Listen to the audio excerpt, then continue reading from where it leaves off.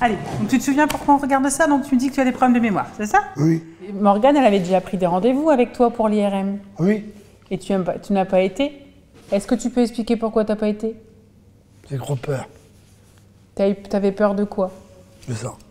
De l'examen? Oui.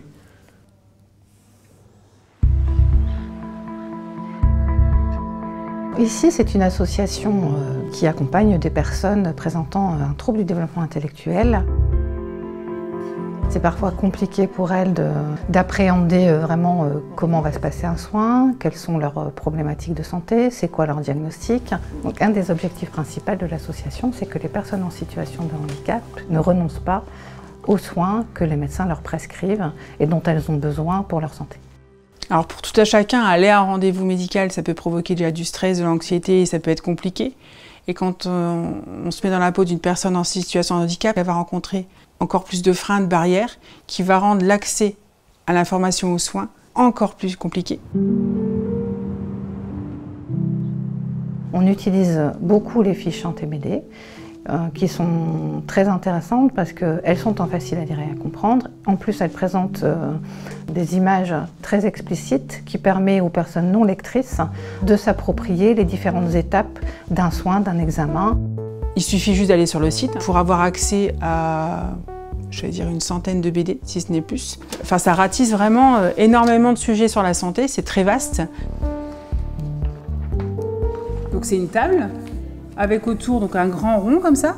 C'est comme si la radio venait faire une photo de ce qui se passait à l'intérieur de ton cerveau. D'accord? Oui. Parce que ça, on ne peut pas le voir comme ça. Donc c'est vraiment à côté de ton visage. Oui. Ça va pas te toucher, ça va être près de ton nez. Mais ça va pas te toucher, et ce qui fait que c'est pour ça qu'il faut surtout pas que tu bouges.